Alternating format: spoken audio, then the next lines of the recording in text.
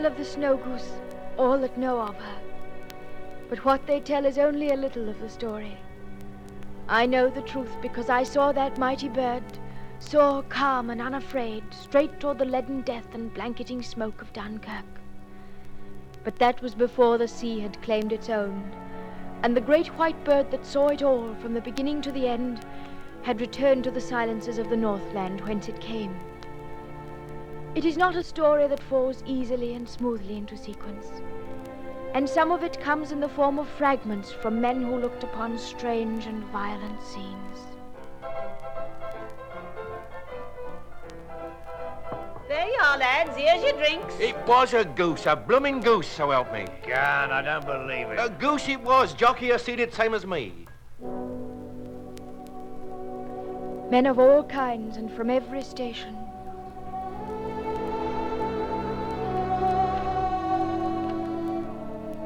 Did you run across that queer sort of legend about a wild goose? It was all up and down the beaches. You know how those things spring up? A wild goose? No, but I saw a tame one. A strange experience.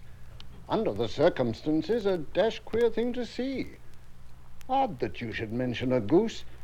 I suppose some people might say it was a legend. Legend? No, gentlemen, it wasn't a legend.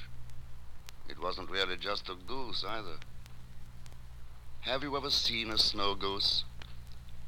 Have you ever looked up into the deepest blue of the heavens, with your eyes straining to penetrate distance itself?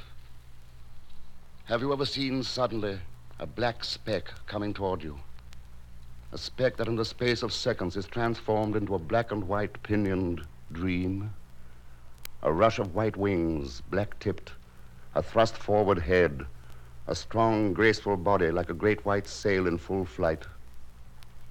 I have seen that, gentlemen. I have known a snow goose well.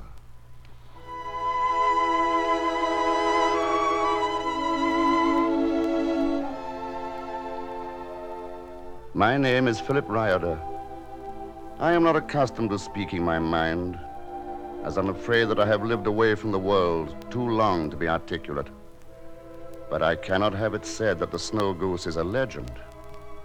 So if you will bear with me, here is the story.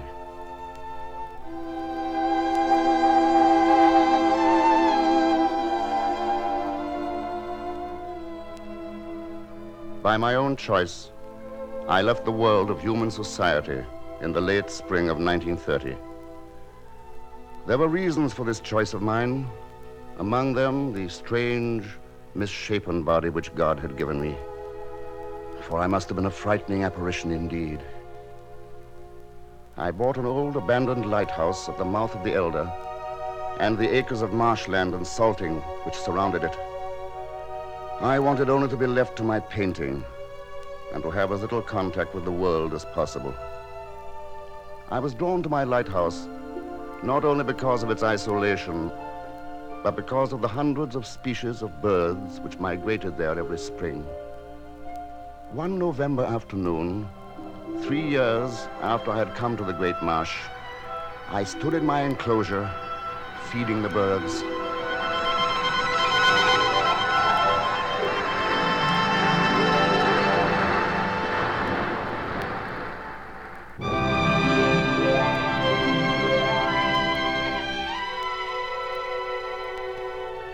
I looked along the seawall and saw a child, a little girl. She was no more than 12, slender, nervous, timid as a bird, beautiful as a marsh fairy. She was pure Saxon, fair, deep-set violet-colored eyes, and desperately afraid. What is it, child? I thought I was... Come, child, don't be frightened. I won't hurt you. Come closer. What have you there? I found it, sir. It's a bird. It's hurted. Is it still alive? Yes, I think so. Come in, child, come in. Let's see what's the matter with it. Just hold it here for me on this table. Please don't be frightened. I found it in the marsh, sir, where fowlers have been. Whatever kind of bird is it, sir? It's a snow goose from Canada. but how in heaven came it here? You can heal it, sir, can't you? Yes, I hope so. Anyway, we will try. Don't be afraid. I'm not afraid. But I have never seen a bird like her before. No, nor have I, in any parts of the country close to here. She came to us from a very great distance. Wherever did she come from, sir? Well, I'll tell you all I know of her. She was born in a northern land far across the seas. Oh. Every winter she flew to the south to escape the snow and ice and bitter cold. This year, a great storm must have seized her and whirled and buffeted her about. You can see how strong her wings are. Yes. But the storm was stronger. For days and nights it held her in its grip, and there was nothing she could do but fly before it. When finally it had blown itself out, she dropped to rest in a friendly green marsh, only to be met by the blast from the hunter's gun. Oh. Yes, a bitter reception for a visiting princess. But it's not as bad as it might have been. In a few days, she'll be feeling much better. You and I will call her the princess, the lost princess. Do you like that? Oh, yes. Now watch. See if she won't eat something. Here is some grain. Put it in the palm of your hand and hold it out to her. Oh, look. She's eating it. Her eyes are open. Oh, she's going to be all right. She feels much better. Oh, I'm going. Goodbye. Wait. Yes, sir. What is your name, child? Frith, Where do you live? with the fisher folk at Wickledreth. Will you come back tomorrow or the next day to see how the princess is getting along? Yes, sir. Yes, I will. Goodbye, sir.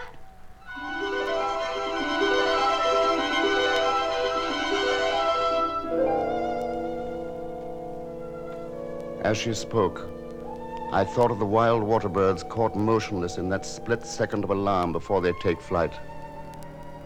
Her instinctive fear of that strange, misshapen figure, which is myself, had been overcome by her deep concern for the injured bird.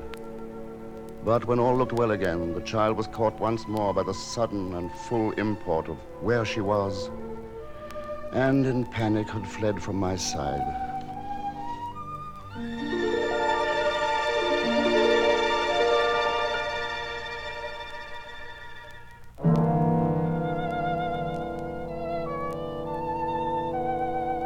The princess wasn't badly hurt, and by midwinter was limping about the enclosure with the wild pink-footed geese. Frith came often to see her, and as her devotion to the bird grew, her fear of me disappeared completely. One June morning, a group of late pinkfeet answered the siren song of the breeding grounds and rose lazily into the sky in ever-widening circles. With them, her white body and black-tipped pinions shining in the spring sun, was the snow goose.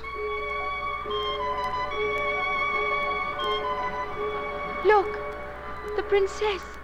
Is she going away? Yes, the princess is going home. Look, Frith. She is bidding us farewell. Well, I think I'd best be going home, too. Goodbye, sir. No need for you to hurry, child. Sit and talk a bit. No, sir. Thank you very much. I think I'd best be going home. Goodbye, Frith.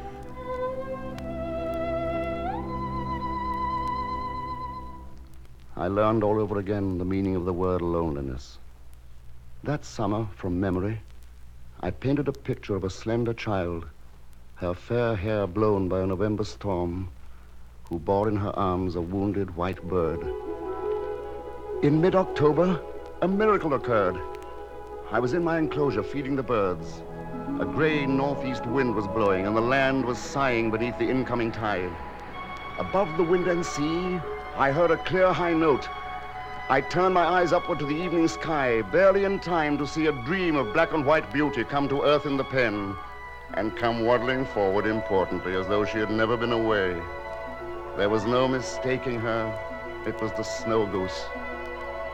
I did not even wait to think where she might have been, but rushed to sail my little boat as fast as wind and wave would take me into Chelmsbury, and left a message with the postmistress.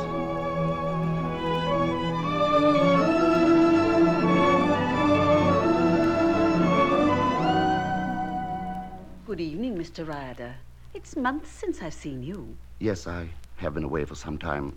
Would you mind delivering a message for me? Of course, I'll be glad to. Tell Frith, who lives with the fisher folk at Wickledroth, that the lost princess has returned. Tell who? What?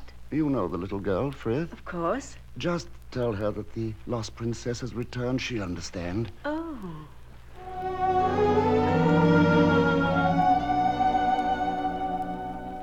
That winter started the parade of years, the happiest I have ever known. Time was marked by the height of the tides, the passage of the birds, and for Frith and me by the arrival and departure of the snow goose. The world was now boiling and seething and rumbling with the eruption that was soon to break forth. But it had not yet touched upon either Frith or myself. I taught her the lore of every wild bird that flew the marshes.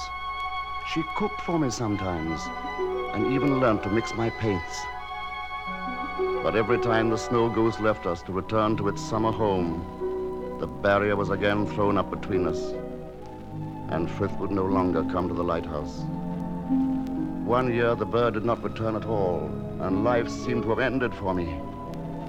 But the following autumn, the familiar cry rang once more from above, and the huge white bird came out of the skies as mysteriously as it had departed.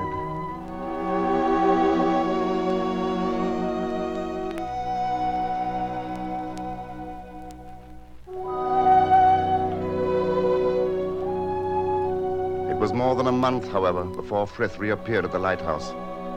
When I saw her, I realized with a shock that she was a child no longer. She had grown tall, slender, and hauntingly beautiful. As I looked at her, I felt the deep surge of my longing, my loneliness, and all the unspoken things that lay between us. We stood together in that spring of 1940. The world was on fire.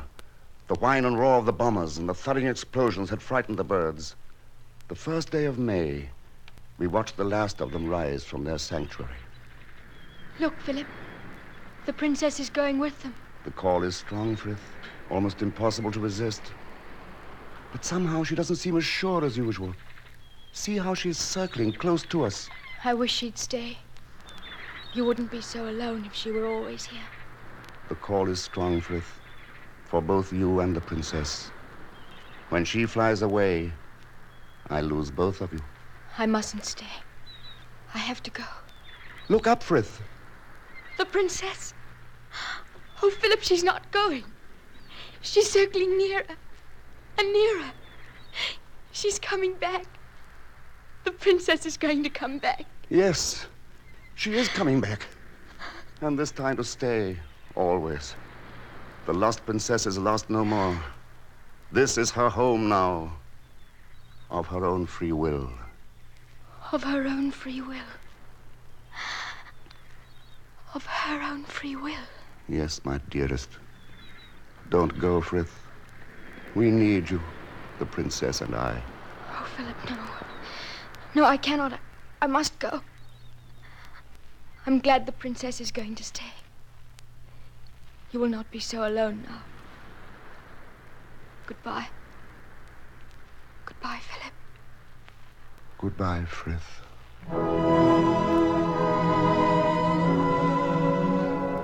At first I had been afraid of Philip Ryder because I had heard such strange tales before I ever saw him. I will never forget the day that I walked along the sea wall with the wounded snow goose in my arms and stopped frightened at sight of the dark figure that appeared at the door. I saw a man, a hunchback with his left arm crippled and thin and bent at the wrist like the claw of a bird. But when he spoke, his voice was deep and gentle. And my fears vanished when I found that he loved very greatly man and all nature. He did not know how to hate. His heart was filled with understanding. He had been driven into seclusion by his failure to find anywhere a return of the warmth that flowed from him. It was some months later when Philip and I sailed back to the lighthouse after getting supplies in town. It was amazing to watch him handle his fast 16-foot sailing boat with his strong right hand on the tiller and in a brisk wind the rope clenched between his teeth. As we disembarked, I noticed that Philip was strangely quiet. What is it, Philip? It's nothing, child. It's the war, isn't it? It's that you feel you cannot do anything. That you cannot serve with your fellow men fighting for a land that you love very deeply. Isn't that it? There are some things Providence never intended me to do. That Providence which has handicapped you will show you what to do. If it doesn't, there is no God. Oh, never say that, Frith. If there were no God, there would not be anywhere the beauty that is all around us now. I was very young, but an age-old instinct told me that here was a man whose heart was breaking because he could not serve in an angry world. I left him sadly, and it was more than 3 weeks later before I returned to give him the news that was on every tongue. Of a British army trapped on the sands of Dunkirk, 100 miles across the sea. A British army huddled helplessly awaiting certain destruction.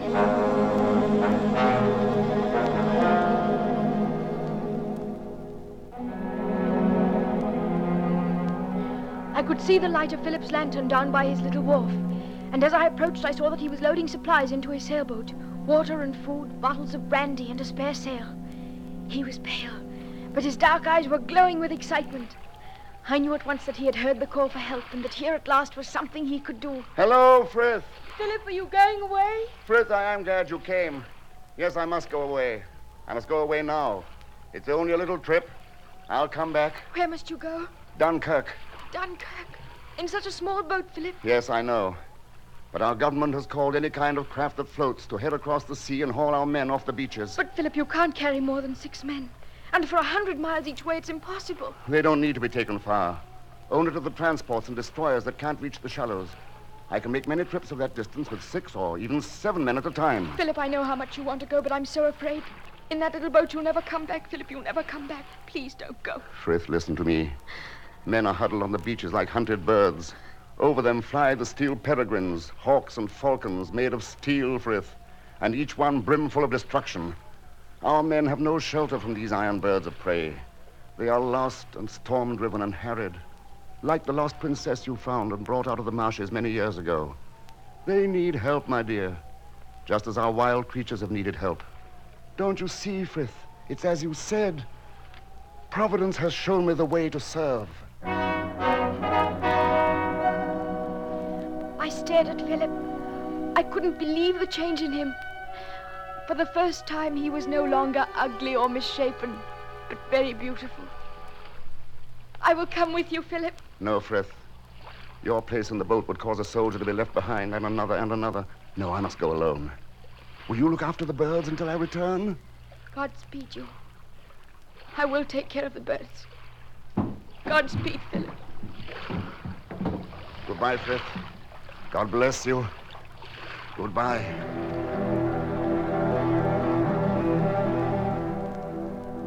I stood on the seawall and watched the sail gliding down the swollen estuary. Suddenly, from the darkness behind me, there came a rush of wings, and something swept past me in the air.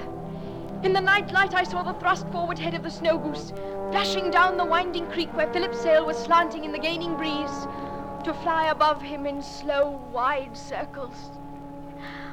Watch over him. Watch over him. I tell you, it was a goose. Jockey here seen it, same as me. God, I don't believe it. God's truth. Oh, I'd never be sitting here drinking this glass of beer if it wasn't for that bird and him that was with it. Him? Who are you talking about? Tell him what happened, Alf. Well, it come flying down out of the muck and stink and smoke of Dunkirk that was overhead. It was white, with black on its wings, and it circles us like a bloomin' dive bomber. And while we're looking up at it, round the bend comes as pretty a little sailboat as you ever saw. The bloke sailing her looks like he's out on a pleasure spin on a Sunday afternoon. There he sits in the stern sheets, holding the rope in his teeth. His teeth? Yes, with his good hand on the tiller and the crooked one waving to us to come. We're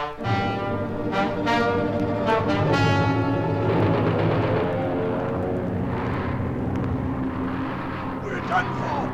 It's the angel of death come for us. And it's a ruddy goose come over from home with a message from Churchill, and now we enjoying the bloomin' bathing. I can take 7 at a time.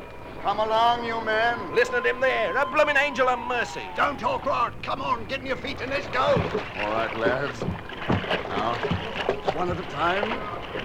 Here, over the side. That's better. We thought it was the angel of death herself when we saw that goose. What's she doing here? Oh, that's the princess. She lives with me. She sticks to you like she'd known you for a lifetime. She very nearly has. She was lost once. She knows how it feels.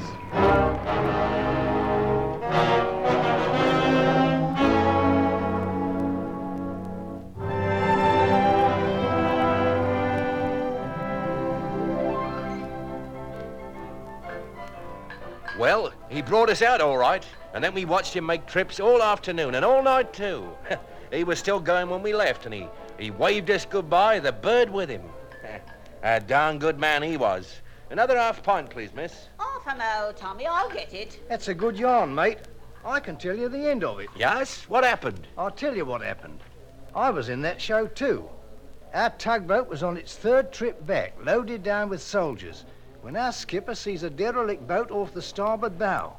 We goes off course to have a look, and we finds this here goose sitting on the gunwale guarding a man's dead body in the bottom of the boat. Struth. Hunchback he was. Just then there's a shout from the bridge, and not 30 feet off the port beam is floating the biggest, juiciest mine you've ever looked at. Now, if we'd kept on our course, we'd have piled right into it. Well, we blew up the mine with rifle fire, and when we looked back, the derelict was gone. The explosion knocked her off, and the chap with her. But that bird, well, it got up, circled 3 times like a plane saluting, and took off. Queer it was. Give us all a turn. Lucky thing for us, we went over to have a look, eh?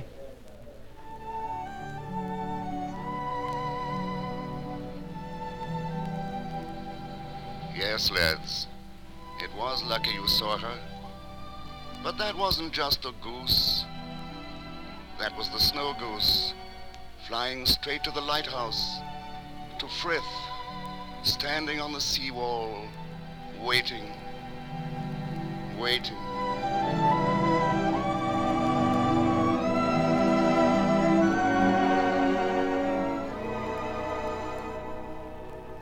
Waiting, yes, waiting. But I knew that he was never coming back. I had stayed and roamed alone on the great marsh. I had found the picture that Philip had painted of me when I was still a child, with an injured bird in my arms. Through the canvas I could see his love shining like a pure white light. And so that sunset, when I heard the high-pitched, well-remembered note in the heavens, it brought no instant of false hope to me. As my eyes lifted to the sky from whose flaming arches plummeted the lost princess, the sight broke the dam within me and released the surging, overwhelming truth of my love. Wild spirit called to wild spirit, and I seemed to be flying with that great bird, soaring with it in the evening sky, and hearkening to Philip's message. Frith, Frith, my love, my love. I love you, Philip. I love you. Godspeed. Goodbye, Philip. Godspeed. Remember, Frith, as the snow goose needed help, so all the world needs help. It was you who gave me faith until Providence showed me the way to serve. Keep faith, my darling. Keep faith forever. Goodbye, my Frith. Goodbye.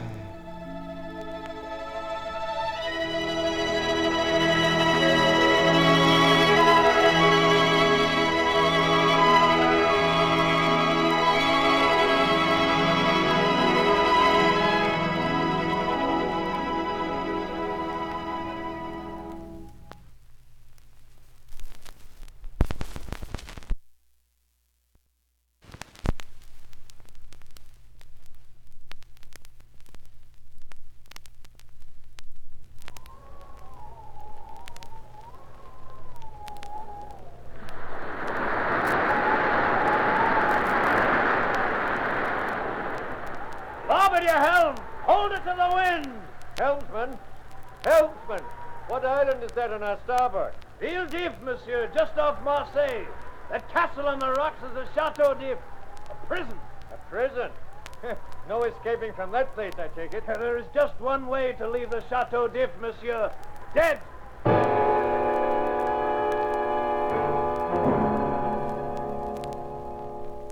The sea is the graveyard of the Chateau d'If. From a passageway high in the prison walls, the dead are thrown to their burial ground. Over and over, the bodies turn, down and down, until they plunge beneath the thundering waves. I know this to be true. For I, Edmond Dantes, on a night in February 1831, I, Edmond Dantes, was hurled from the walls of the Chateau d'If.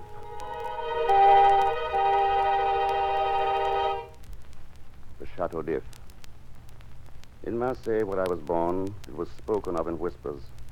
Tales were told of prisoners who were sent there, of men who went mad listening to the constant drip of water on the green stones, of living skeletons who screamed through years of agony. I was condemned to the Chateau d'If in the year 1815. They said I was a spy for Napoleon. Without a trial, without a single word in my defense, I was condemned and sentenced to the dark and the loneliness.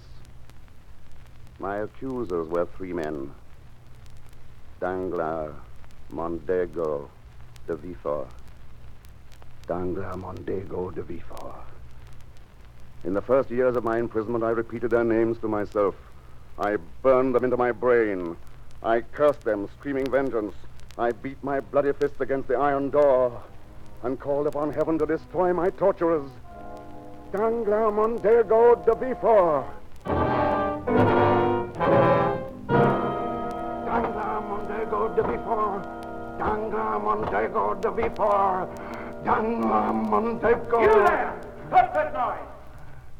Stand away from the door. Stand away, do you hear? Get over to your bed. You're going mad, number 27. Next thing you know, we'll put you in with the mad Abbé Faria. Don't stand there staring at me. Get over to your bed. If I find you at the door again, I'll be back with the chain.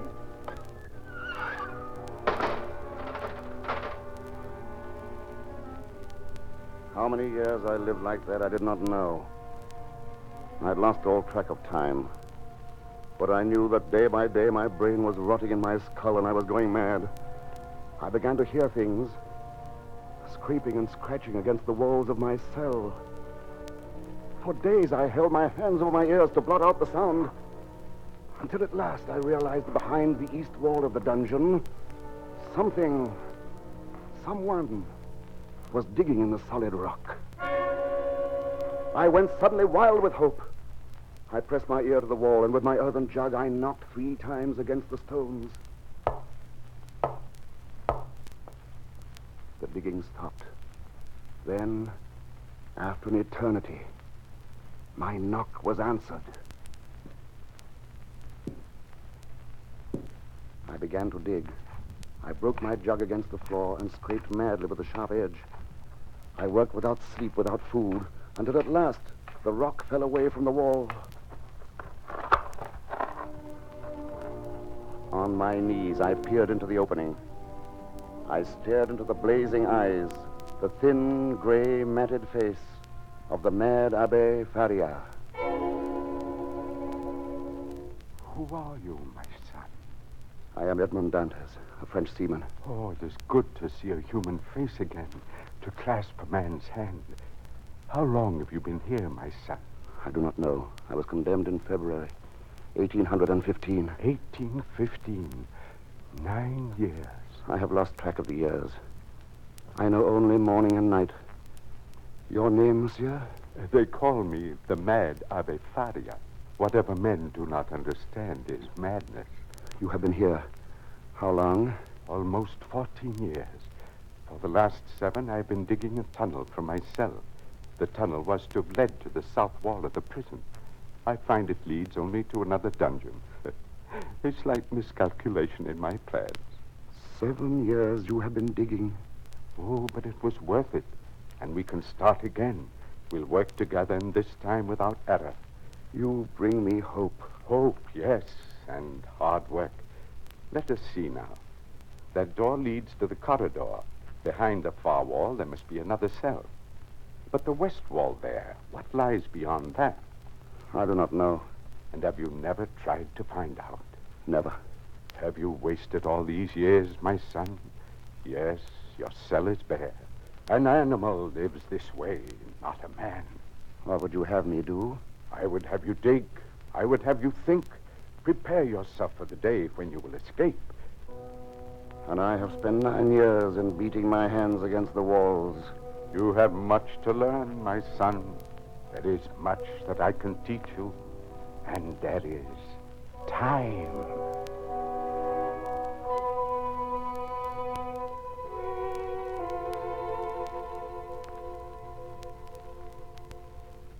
Time. Days and weeks and months and years. As we dug side by side in the blackness of the tunnel, I learned from the Abbe's lips all the knowledge that was his. The languages of the world, literature, the philosophies, the sciences.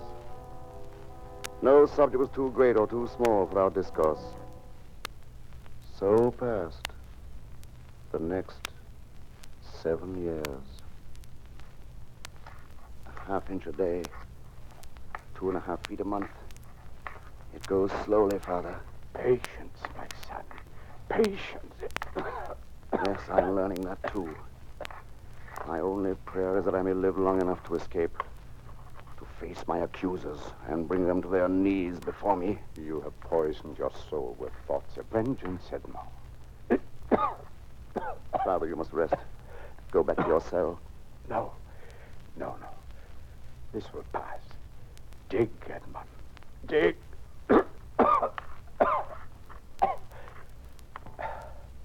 Edmond. Yes, Father. You have told me of the 3 men who accused you. You've never told me why they did so. Why? Ambition, jealousy, fear. Danglars was the ambitious one. He sailed with me on the Pharaoh out of Marseille. During the voyage, the captain died. I was appointed to take over command. I knew then that Danglars hated me. The captain on his deathbed had ordered me to stop at the island of Elba. Elba? To bring a message to Napoleon. To receive one from him.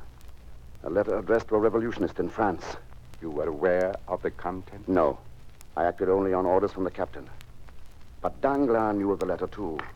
He informed the owner of the Pharaoh. Yes, Danglars was ambitious. He wanted my command. And the others? Mondego? Mondego wanted the girl who loved me. You have spoken, Edmond, of a girl called Mercedes. Was it she? Yes. We were to be married. On the night before our wedding, they came and took me. I never saw Mercedes again. They brought me before the magistrate.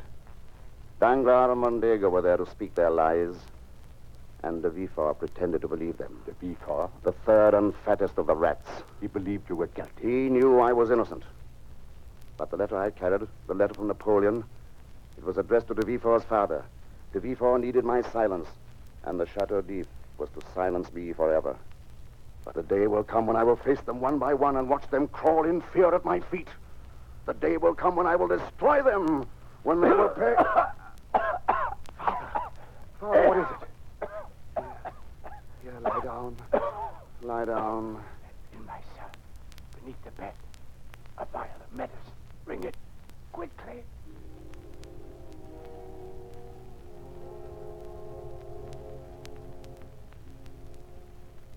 The old Abbe was dying. Another attack would mean the end. That night I sat beside his bed, and as the sun rose, he began to talk quietly. At first, his words were meaningless, the wanderings of a fever-tortured brain. Then, at last, his thoughts came clearly. Over and over, I heard the word, treasure.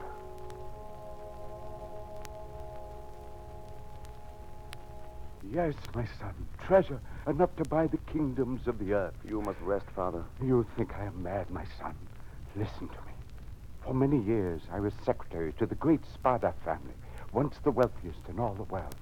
The last of the princes to bear that name was the Count de Spada, and to him I was an intimate friend. Upon his death, I became his sole heir. It was then I discovered the secret of the lost Sparta fortune. A great treasure buried deep in the earth since the year 1498. Buried? Where? On the island of Monte Cristo, my son. The treasure belongs to you, Father. I have no right to it. I am no relation of yours. You are my son, Edmond. You are the child of my captivity. Take the treasure. Use it well. You have suffered long enough. Now, farewell, my friend. I will not leave you, Father. No. It is I who am leaving you. No, not yet, in heaven's name. You will be well again, Father. My son, it is the privilege of youth to believe and hope. But old men see death more clearly. Very clearly. Very clearly, my son.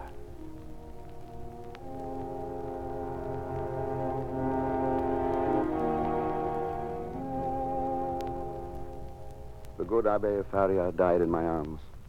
I crept from his cell and lay hiding in the tunnel. In the morning, the guards came. They wrapped the body of the Abbe in a shroud and departed from the cell. Then there came to me an insane, overpowering hope, a madman's dream of escape.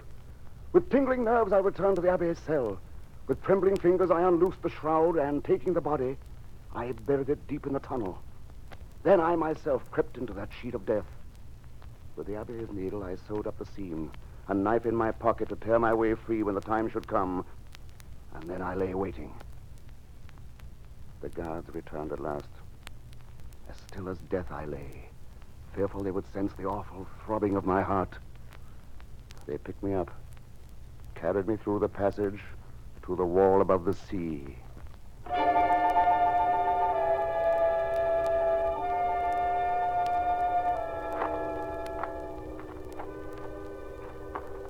It's heavy for an old man. They say every year adds an extra pound to the bone. Well, the weight tied to his feet doesn't help. It will help him to sink, I imagine. Yeah, we'll have to be careful. The last one hit the rocks at the foot of the cliff. Well, here's the end of the passage. Easy now. Are you ready? Swing it out as far as you can. Ready? Now then. 1, 2, 3.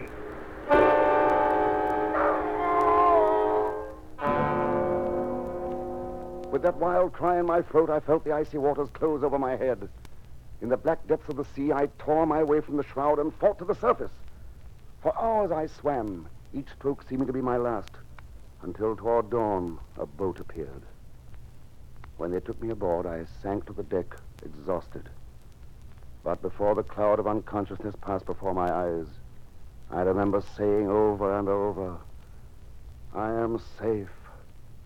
I am free.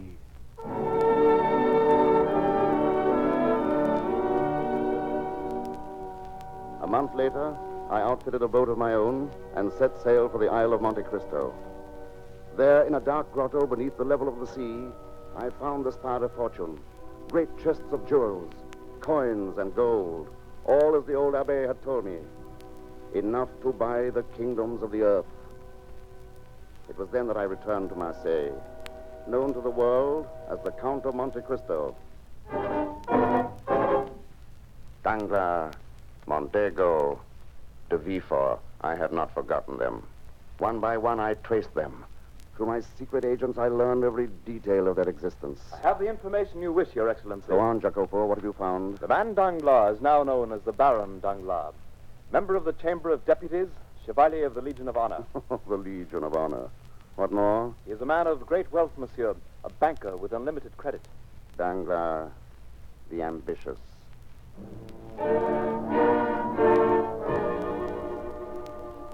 Monsieur de Villefort was once a magistrate in Marseille. He held this office... Yes, Bertucci, I know. Get on with the report. There is some evidence never made public of political corruption. Monsieur de Villefort now holds the position of King's Attorney. King's Attorney. De Villefort the Just. And in 1832, Your Excellency, we find Fernand Mondego, a soldier in the French army. He engaged in the Greek War of Independence in the service of the Greek leader Ali Pasha. Ali Pasha was killed, leaving his entire fortune to Mondego. He returned to France a general, later received the title of Comte de Mondego. Is that all, Caderousse? Mondego's closest associates are the Baron Danglars and Monsieur de Villefort. His son is often at Danglars' home to His call son? Mondego is married, then? Yes, Your Excellency. In the year 1817, he was married in Marseille to one Mercedes de Rosas. Mercedes. Caderousse, the time has come for the Count of Monte Cristo to appear in Paris. I want you to arrange a meeting with these men at the home of the Count de Mondego.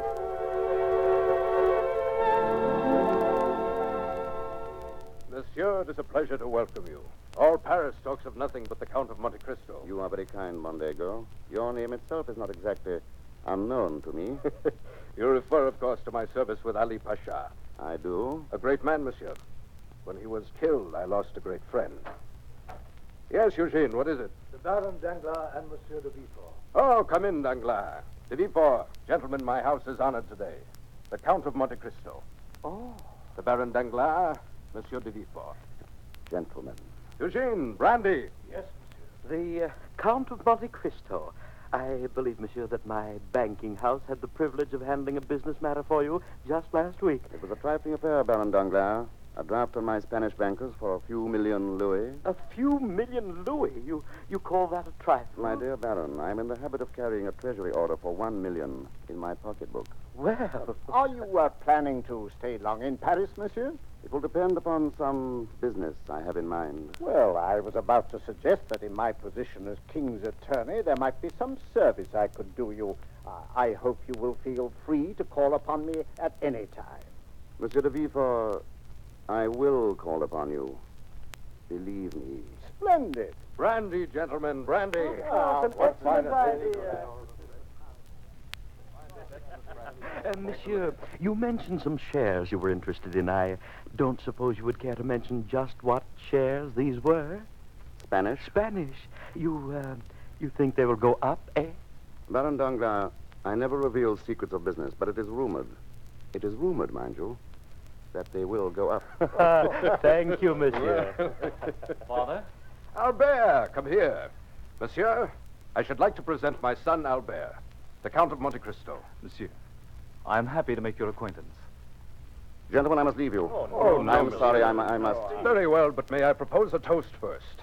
Gentlemen, to the Count of Monte Cristo, to our meeting, to our continued good friendship. Yes, yes. To our meeting, gentlemen.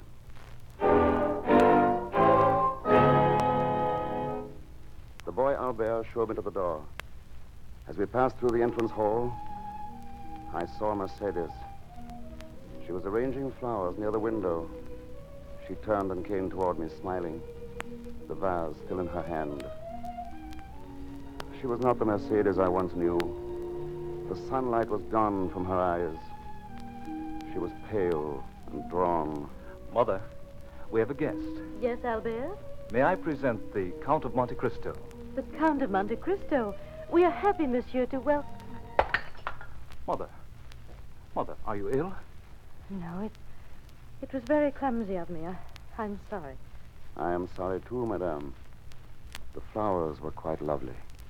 Will you sit down, monsieur? Thank you, madame, but I have some rather pressing business. Monsieur. Don't bother, please. I'll find my way. He's rather a strange person, isn't he? You said his name was? He's called the Count of Monte Cristo. Albert. How old would you say he was? The Count? It's hard to judge. Perhaps 35? 35. It's impossible. What is? What are you thinking of, Mother? I'm thinking of a man who is dead.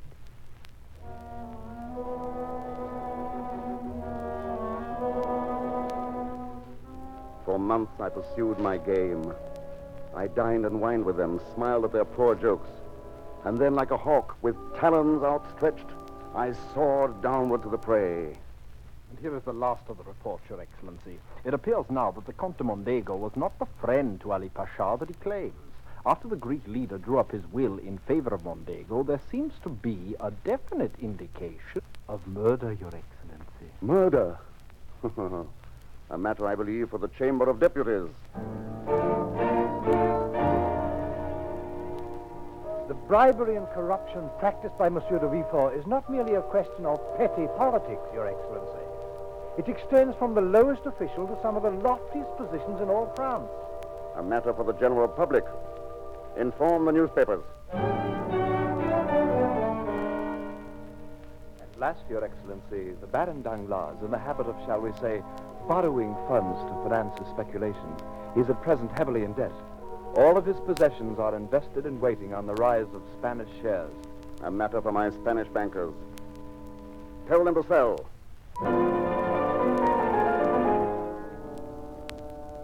In one swift day of vengeance, the talons struck and fastened on the prey. That morning, the newspapers told the story of Monsieur de Villefort for all the world to read and wonder. That noon, the shares of Spain tumbled and crashed, carrying down with them the fortune and the pride of the Baron Danglars.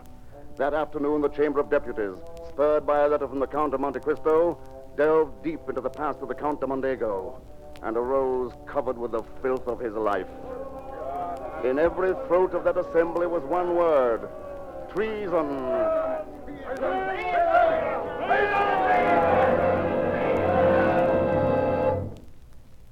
That night they came to my house.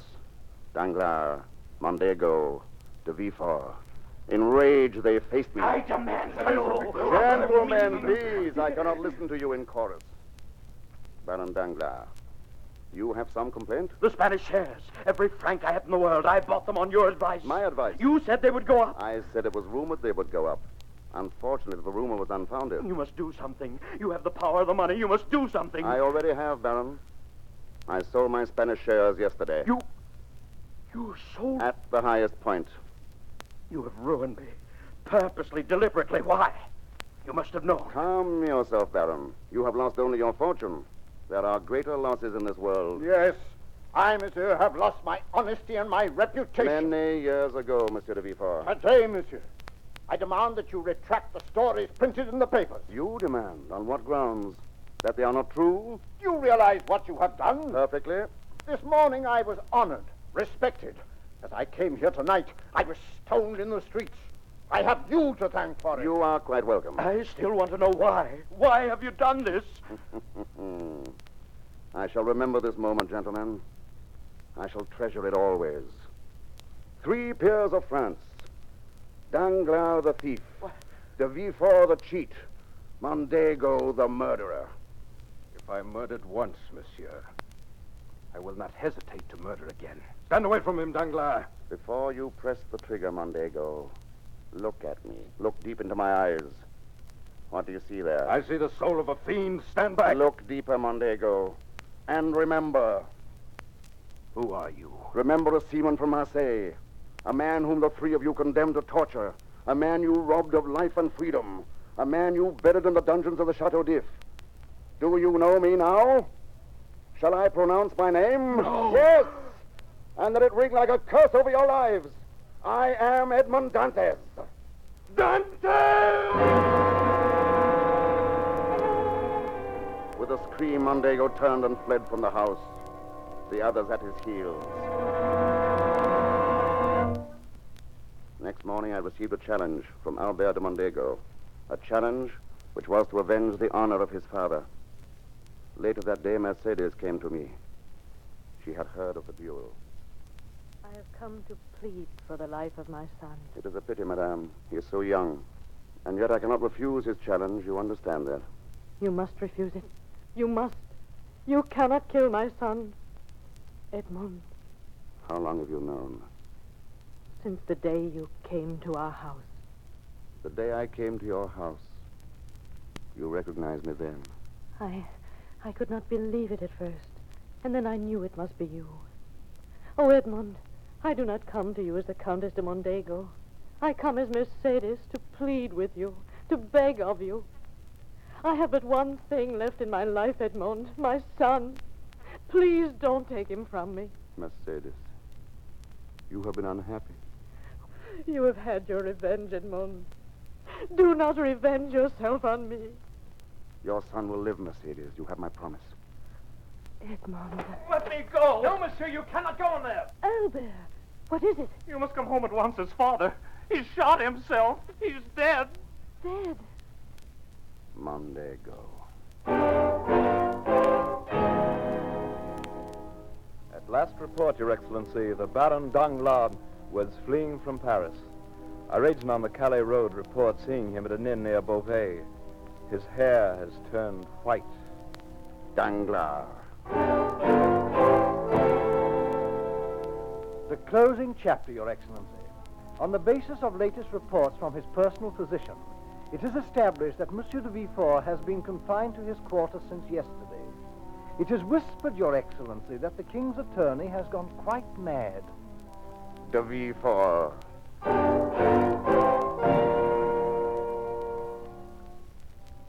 My work was finished, my suffering avenged. I left France that night. Months later, drawn as by a magnet, I returned again.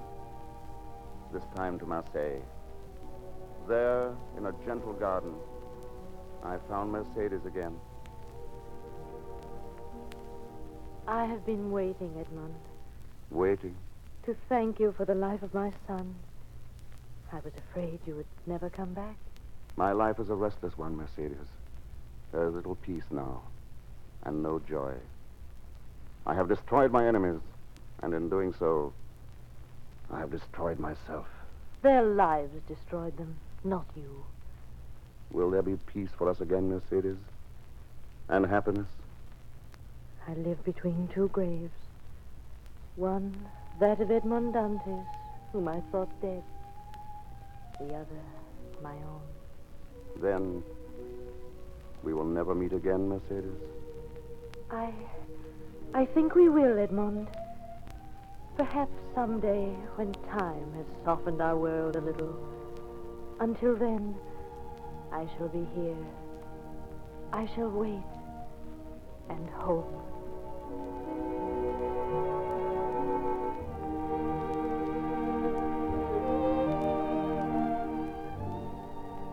That day will come.